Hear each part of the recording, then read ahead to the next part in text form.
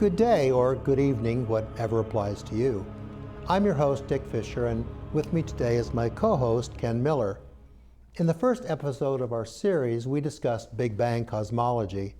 We examined some of the sticking points that have caused Bible scholars over the years to believe a glaring discrepancy exists between the biblical account in Genesis 1 and the scientific understanding of the age and origination of our cosmos and our planet. Although these are two separate sources of information, we will see that essentially there are no glaring differences when we look carefully at Genesis and view it in the light of what the original author set down, and when we critically examine how it has been mistranslated and misunderstood over the centuries. The days of creation in Genesis 1 were examined. These days, Yom, in the Hebrew, should best be understood as days of indefinite duration, days of God's time, not man's time. So an age of 13.8 billion years for our universe should not be seen as a point of controversy at all. This brings us to our earthly habitat when our solar system began to form about 5 billion years ago. The Earth's age has been determined from examining decay isotopes in meteorites and has been established at 4.5 billion years. When the Apollo missions brought back over 800 pounds of moon rocks, they were sent to 3 labs and dated 6 different ways.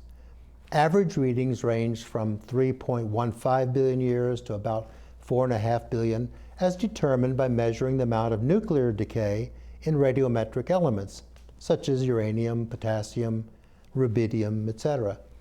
In other words, the moon and the Earth are of similar ages and made of the same stuff. Also, during the previous episode, it was briefly discussed that both conservative creationist methods and liberal accommodationist views contain serious flaws in logic. Since the birth of our Earth has gone through stages of development, and the writer of Genesis succinctly enumerated some of the main features in the Earth's long history that culminated in human beings. The writer begins with the statement that God created heaven and earth, ruling out any purely natural causes at the inception, and also dispensing with 9 billion years of cosmological history. It is simply Earth history that is under discussion. Genesis 1 can be taken literally if we keep in mind that the 6 days of creation are long periods of indefinite length where God did his creative work. And if we allow for the limitations of archaic language, then we'll see the two accounts, one from Scripture, the other from nature, are compatible. And the earth was without form and void, and darkness was upon the face of the deep. This concise description could apply to the primitive, featureless surface of our planet after it cooled enough to allow water to condense. And God said, "Let there be light." The sun, ignited first by the heat of compression, developed slowly through a hydrogen fusion process to become our source of light and heat and energy, our material lifeline. Periods of light were called day, and the darkness was called night. On the second day of creation, God said, "Let there be a firmament in the midst of the waters, and let it divide the waters from the waters." The skies and seas were divided by a firmament boundary, which God called heaven or sky. The Hebrew word is the same for either one. After the melting and outgassing of a primordial atmosphere and water vapor, the earth was a smooth spinning ball covered by a shallow sea beneath the gaseous firmament. And God said, "Let the waters under the heaven be gathered together unto one place, and let the dry land appear." About 3.5 billion years ago, massive dome-like blocks of granite, some over 25 miles in thickness, buoyed up from within the Earth's mantle. They also form massive roots, or cratons, underpinning our continental landmasses today. Tremendous amounts of heat and pressure combined to bring about a separation between the relatively lighter granite landmasses and the denser basalt sea basins where the waters gathered.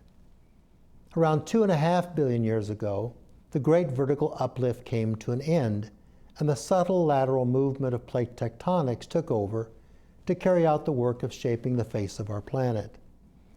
The Earth has been cooling off gradually, venting steam and magma through the Earth's crust in a driving motion, giving the continents a virtual shove around the globe.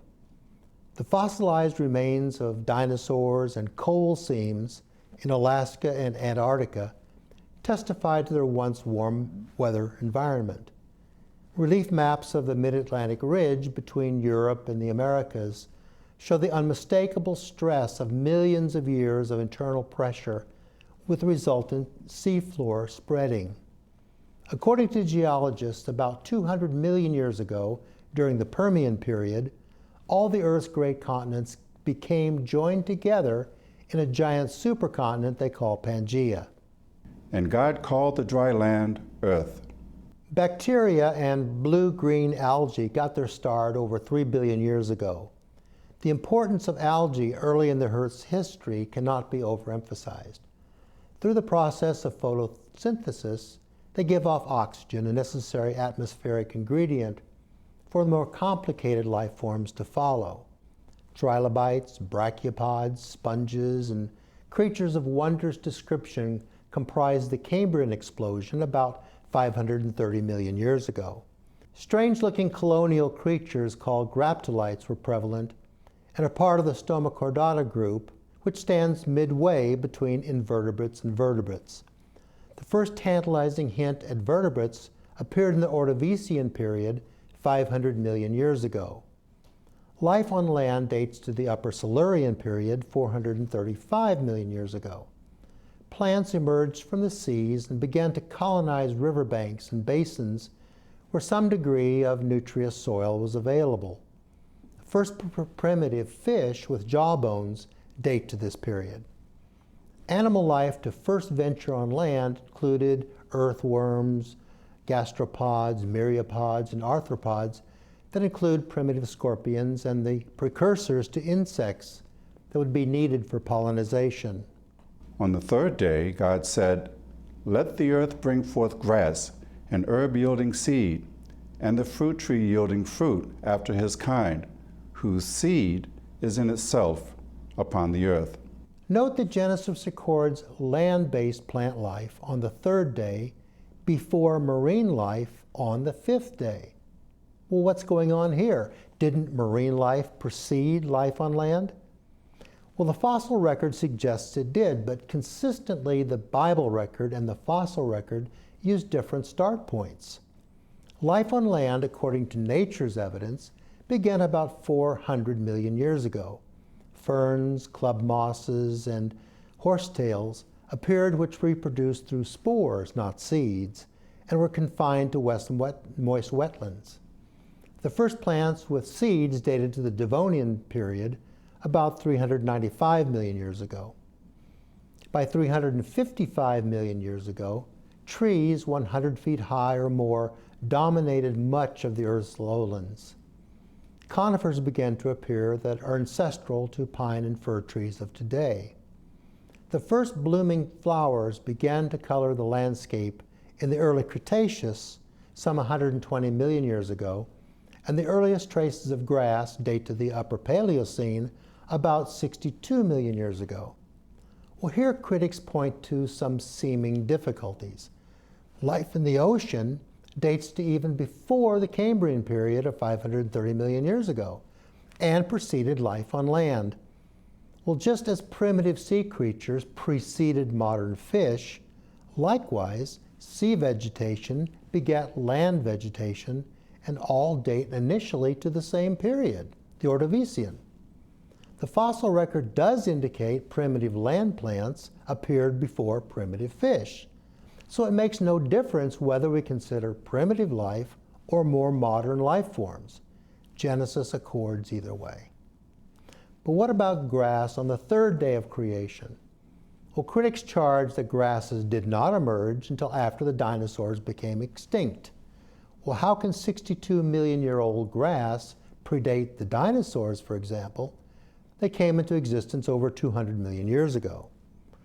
Well, the Hebrew word dashay can mean simply vegetation or plant life. The Earth has had land-based vegetation for over 400 million years.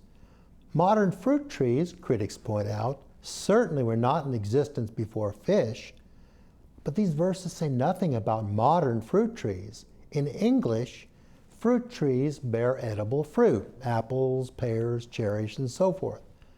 The Hebrew term includes seed-bearing trees and shade trees that do not bear edible fruit. Conifers were amongst the first land-based vegetation, and calling them fruit trees is consistent with the Hebrew.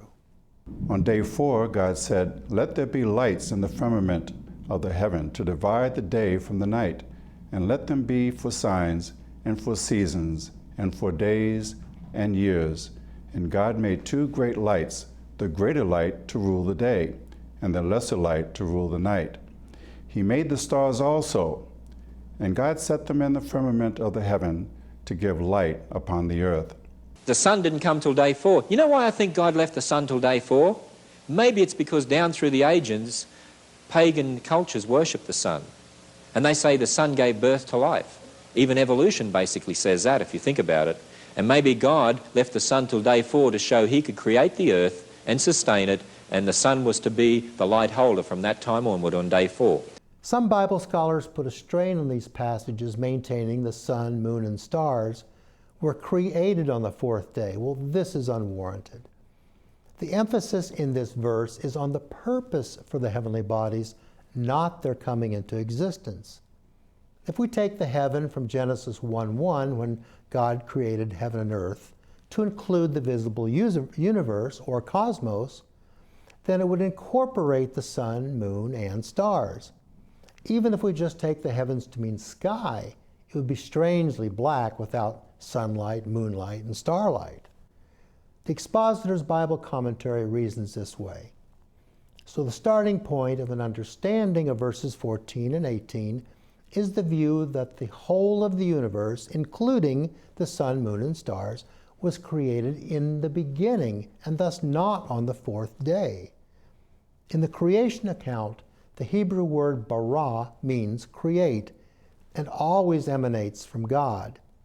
That can imply an ex nihilo creation, a literal out-of-nothing creation, or the use of elements brought into existence previously, as with primitive sea life, Genesis 1:21, also a man and his woman, Genesis 1:27.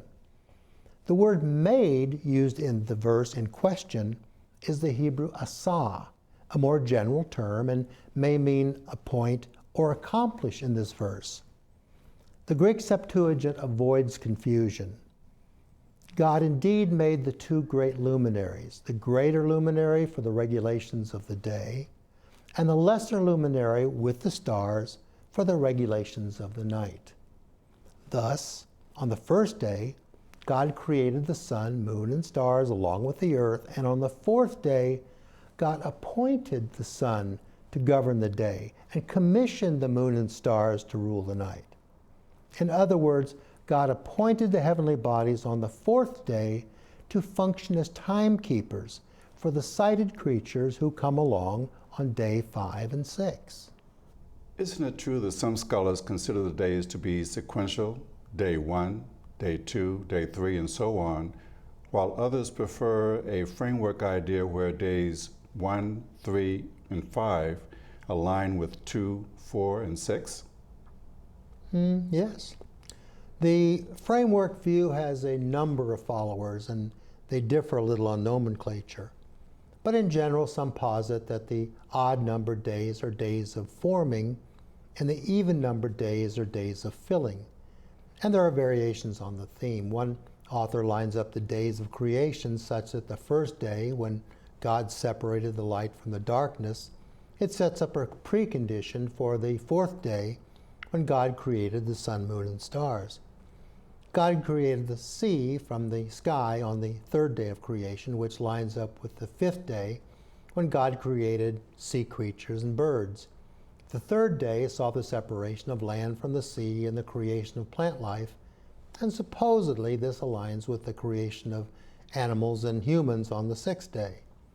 In this view, the first 3 days of creation set up the conditions of the earth required for the life forms ushered in on the following 3 days. Why do scholars do that? It doesn't make a lot of sense to me that the author of Genesis would purposely make it so difficult, so convoluted? Well, basically it stems from a bad interpretation. The fourth day is misunderstood as a day when God created the sun, moon, and stars, which would make no sense following vegetation on the earth's surface on the third day. So scholars feel an urge to bail out the poor author who otherwise would be just plain wrong. But it is a helping hand entirely unneeded. If the author had been such a dunderhead that fish came before water or cattle before grass, then a different order might be useful, but there is nothing wrong with the listed order of the creation episodes when allowances are made for the archaic language and Hebrew syntax. On the fifth day, God said, "Let the waters bring forth abundantly the moving creature that has life, and the fowl that may fly above the earth in the open firmament of heaven." And God created great whales, and every living creature that moves, which the waters brought forth abundantly, after their kind, and every winged fowl after his kind. Critics have a field day with these passages because birds are out of order here. Paleontologists generally agree that reptiles preceded birds. Furthermore, whales are mammals and necessarily follow both reptiles and birds and should not be included with primitive sea life at all. These would seem to be valid arguments, except that Genesis was written in Hebrew and ancient definitions differ from modern faunal classifications. A closer look at the text reveals that the order presented here should not be troublesome at all. First of all, sharks and armored fish date to the Devonian period, when God said, "Let the waters bring forth abundantly the moving creature that hath life." Next, the Hebrew word opt that has been translated fowl could be translated flying creature, the same basic word for insect, which probably would have been a better translation. Flying insects date to 300 million years ago in the Carboniferous period and could have been useful for pollinating some of the vegetation springing forth at that time. Also, why were fowls mentioned 3 times in 3 consecutive passages from Genesis 1:20 to 22? If birds had been intended in all 3 instances, it would be a curious redundancy. Some Bible translators shun the word whales, opting for sea monsters, for example, and this makes sense. It is doubtful that the author ever set eyes on a whale in the Levant, and it's unlikely he would have named an animal he had not seen. The English translation of the Septuagint is less confusing. Then God said, "Let the waters produce moving creatures having life, and winged creatures flying above the earth in the open firmament of heaven." And it was so. God indeed made the great sea monsters and every species of moving animals, which the waters produced according to their kinds, and every winged flying creature according to kind. The large sea creature satisfies the Hebrew. Primitive amphibians began to appear in the Devonian, giving way to reptiles in the Upper Carboniferous. The advance of reptiles onto dry land was a big step. An amniotic egg with significantly different membranes was required than was necessary for amphibians, which laid their eggs in water.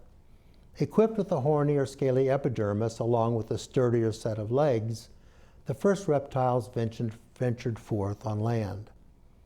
Now let us see how these passages read when we make accommodations for the Hebrew and after applying what we know about nature. On the 5th day, God said, "Let the waters bring forth abundantly the moving creature that has life, fish, and flying insects that may fly above the earth in the open firmament of the sky." And God created large sea creatures and every living creature that moves, which the waters brought forth abundantly after their kind, amphibians and reptiles, and every winged bird after his kind. On the 6th day, God said, "Let the earth bring forth the living creature after his kind, cattle and creeping thing and beast of the earth after his kind." On the 6th creation day, God lets the earth, or land, remember the Hebrew word is the same, bring forth creatures according to their own kind, cattle, creeping things, and beasts of the earth. We could think of these things as domestic animals, such as livestock, wild herbivores that feed on grass, and carnivores that eat meat. Creeping things, browsers, and grazers are preyed upon by meat-eating beasts of the earth. Well, some consider creeping things to be reptilian. Psalm 148:10 categorizes beasts and cattle and creeping things and flying fowl, so reptiles might fit, but in Hosea 2:10 or 2:18, the divisions are beasts of the field, fowls of heaven, and creeping things of the ground, thus placing all undomesticated animals in the creeping thing group. Genesis 1:26 puts all undomesticated land animals into the creeping category when man is given dominion over fish, fowl, cattle, and every creeping thing. In Leviticus 11:21-22, a flying creeping thing refers to insects and names locusts, grasshoppers, and beetles as examples. The weasel, mouse, and tortoise are creeping things in Leviticus 11:29, lumping together rodents and reptiles.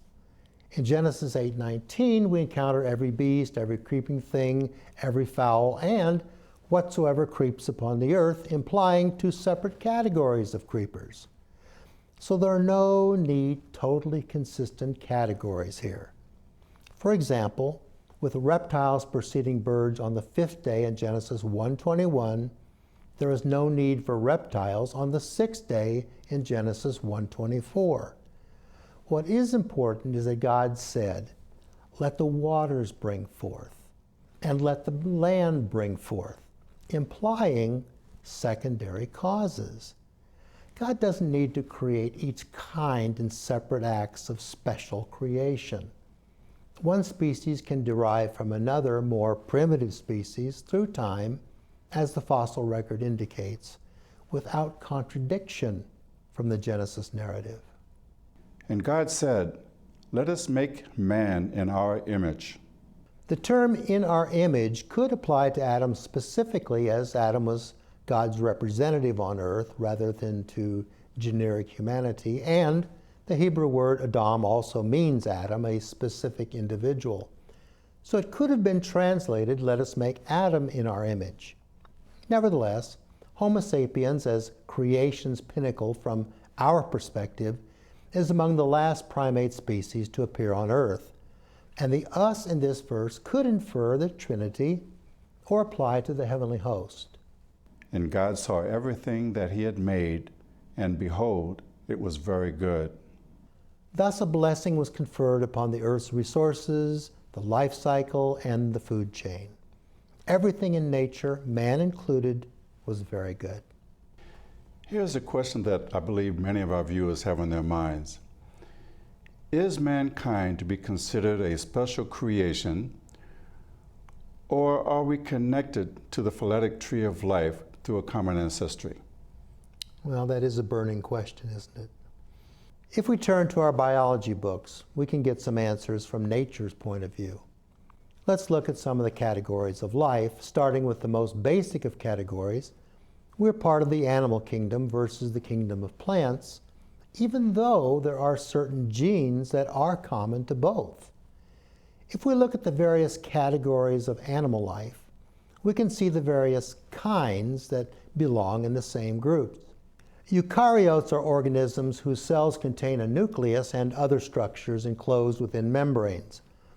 A metazoan is any animal with a body comprised of cells differentiated into tissues and organs, usually with a digestive cavity. The bilateral clade is composed of bilaterally symmetrical animals, insects, spiders, and earthworms, for example. The Deuterosoma group includes echinoderms such as starfish and sea urchins and chordates. The phylum Chordata includes animals that possess a hollow nerve cord and a flexible rod between it and the digestive tract. It is an extremely diverse phylum and contains over 43,000 species. Vertebrates have backbones and include, for example, humans, dogs, birds, snakes, crocodiles, frogs, lizards, and fish. Amniotes are a class of vertebrates, including reptiles, birds, and mammals, that have a thin membrane forming a closed sac around the embryo. Mammals are distinguished from reptiles and birds by body hair, 3 middle ear bones, mammary glands in females, and a neocortex. A mammalian brain regulates body temperature and its circulatory system. Eutheria are placental mammals, which include elephants, bats, dolphins, and anteaters, to name a few.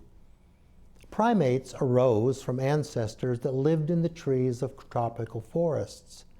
Many primate characteristics represent adaptations to life in this environment. Primates range in size from Bertha's mouse lemur, which weighs about an ounce, to the eastern lowland gorilla, which weighs over 400 pounds. The earliest known true primates date to over 50 million years ago. Catarini is one of the 2 subdivisions of higher primates that contain Old World monkeys and apes, which in turn are further divided into the lesser apes and the great apes, consisting of the orangutans, gorillas, chimpanzees, bonobos, and humans. Catarines are originally native to Africa and Asia. Until fairly recently, only humans were considered in the Hominidae group. Most other apes were put in the family Pongidae.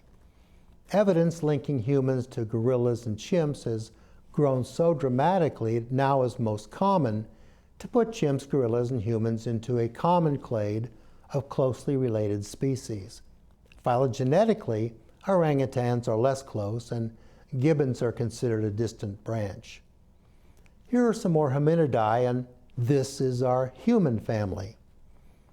You may recognize some distant relatives in the group who we have come to know as Homo erectus, Australopithecines, and so on. Those of Eurasian descent have distant genetic ties to the Neanderthals, in fact. And selected members of our own species are pictured here. You might have noticed the little soccer player was on 2 slides, being both in the species Homo sapiens and in the Hominidae family. But in fact, she could have appeared on any of those slides. She is a eukaryote, a chordate, a vertebrate, a mammal, and so on, as are we all. And these groupings indicate we have something in common: relatedness, connectedness.